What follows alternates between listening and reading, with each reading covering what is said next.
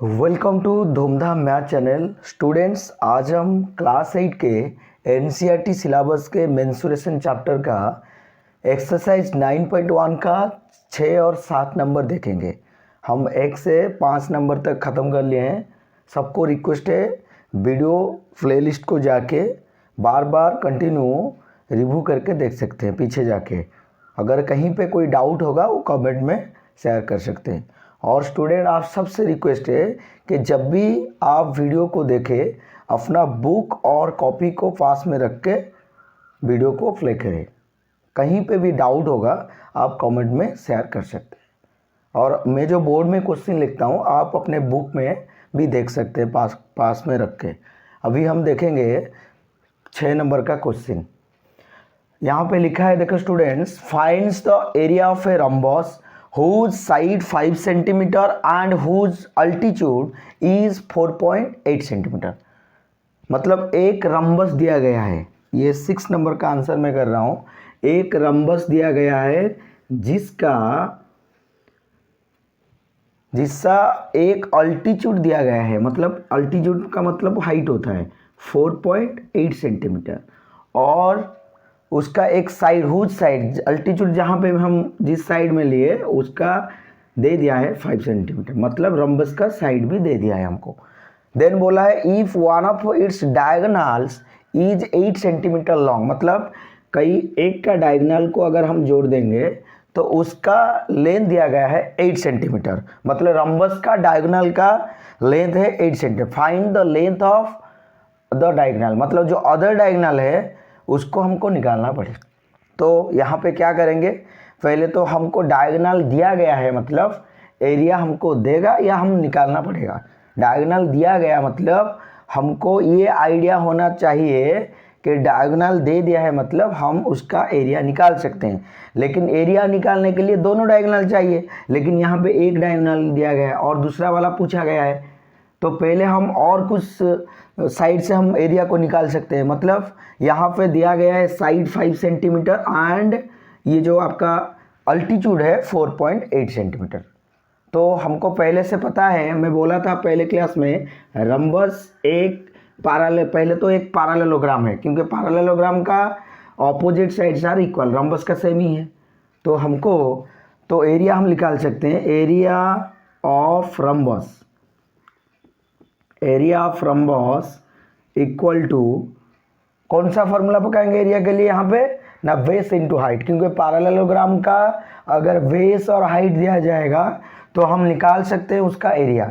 इसीलिए बेस हमारे पास यहाँ पे देखो साइड, मतलब ये जो साइड है ये बेस है 5 सेंटीमीटर इनटू हाइट अल्टीट्यूड है 4.8 सेंटीमीटर।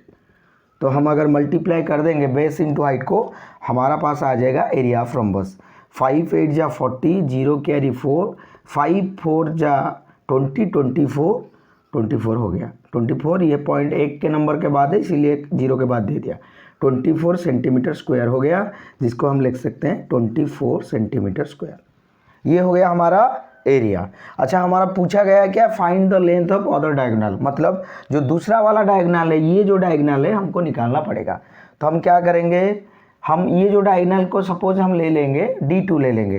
पहला वाला D1 है हमारे पास, D1 इज इक्वल टू, हमारे पास एक डायगोनल का लेंथ दिया गया था 8 centimetre, 8 centimetre. Let the length of other diagonal be D2। अच्छा, ये देखो हमारे पास D1 दिया गया था 8 सेंटीमीटर, D2 हमको निकालना पड़ेगा। तो यहाँ पे हम लिख सकते हैं कि area is equal to half, किसका एरिया, रम्बस का area, half into D1 into D2।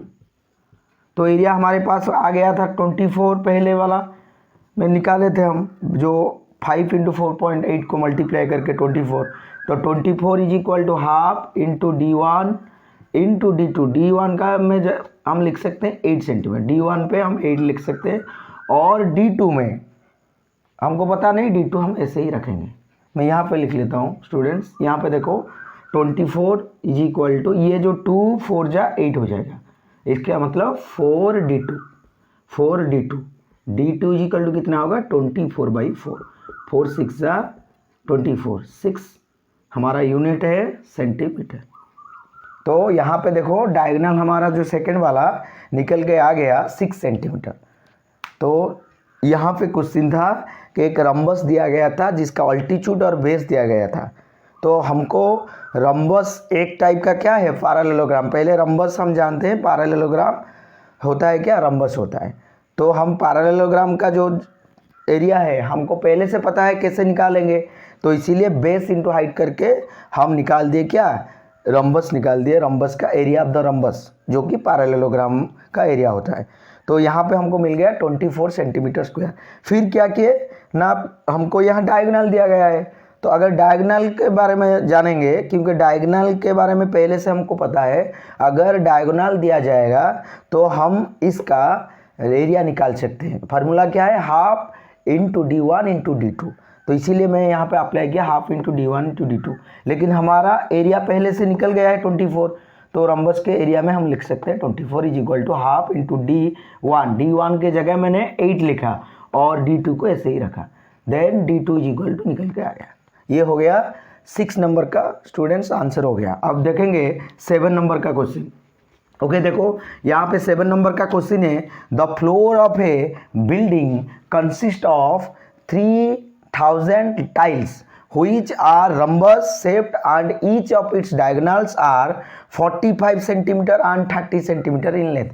मतलब कोई एक बिल्डिंग बनाया गया है 3000 टाइल्स को लेके बनाया गया है। तो यहाँ पे लिखा है कि वो जो भी टाइल ले ले हैं वो टाइल सब रम्बस जैसा दिखने का, and each of its diagonal, और हर टाइल का जो डायगोनल होता है 45 सेंटीमीटर और 30 centimetre. Find the total cost of polishing the floor if the cost per metre square is 4। अगर मीटर स्क्वायर को 4 रुपीज़ जा रहा है तो टोटल कितना रुपया हमारा खर्चा होगा हमको देखना पड़ेगा। तो पहले तो यहाँ पे देखो एक टाइल का जो दिया गया है its diagonals are 45 cm and 30 cm, मतलब हम इसका एरिया निकाल सकते हैं। तो हम लिख सकते हैं area of one tiles, area of one tiles is equal to half into d1 into d2, क्योंकि रम्बस है, टाइल तो देखने के लिए रम्बस, इसीलिए फॉर्मूला है। अगर डायगोनल दोनों दिया जाएगा तो हमारा एरिया कितना होता है, half into d1 into d2।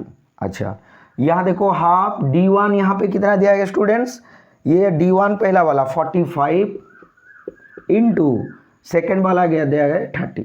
तो अगर इसको हम मल्टीप्लाई कर लेंगे 2 15 जा 30, 15 को 45 को मल्टीप्लाई कर रहे हो, देखो 15 5 जा 75, 5 कैरी 7, 15 4 जा 60, 60 में अगर 7 जोड़ेंगे तो हमारा आंसर हो जाएगा 67, मतलब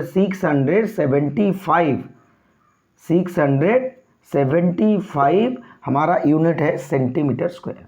तो एक टाइल का जो एरिया होता है हमारा निकल के आ गया 675 सेंटीमीटर स्क्वायर।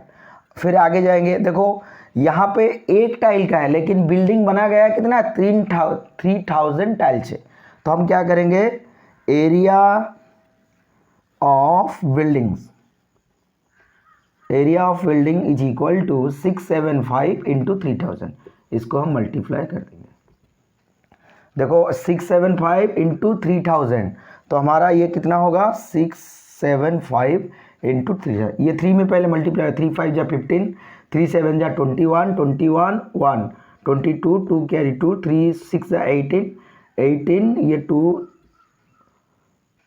2025 और ये 3 तो 0 दे देंगे, क्योंकि 3000 में हमारे 3 तो 0 था, इसीलिए 3 तो 0 दे देंगे। ये हो गया हमारा सेंटीमीटर स्क्वायर। मतलब एरिया ऑफ बिल्डिंग का, जो बिल्डिंग का एरिया आ गया हमारे पास 2025000 सेंटीमीटर स्क्वायर। अब देखेंगे वो बोला गया फाइंड द लेंथ ऑफ, क्या पूछा है ना, find the total cost of polishing the floor if the cost per metre square is equal to कितना 4 रुपये। अगर 1 मीटर स्क्वायर को 4 रुपये खर्चा होता है। अच्छा ये देखो यहाँ पे हमारे जो टाइल को पॉलिशिंग करने में 1 मीटर स्क्वायर को, मतलब हमारा यूनिट पहले से सेंटीमीटर में था लेकिन अभी आ गया मीटर स्क्वायर को 4 रुपया खर्चा होता है, इसीलिए हम क्या करेंगे, इस वाले को मीटर स्क्वायर में कन्वर्ट कर लेंगे।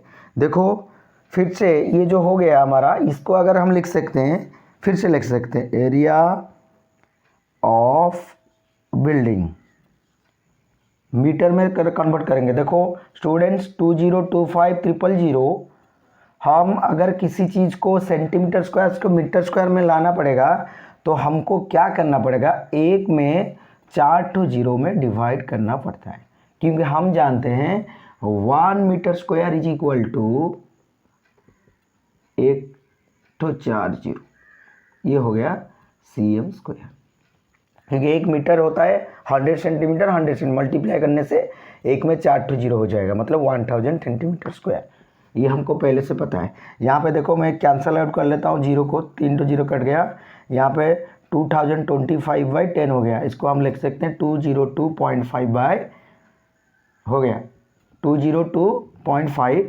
Metre square. तो हमारा जो बिल्डिंग का एरिया आ गया मीटर में 202.5 मीटर स्क्वायर।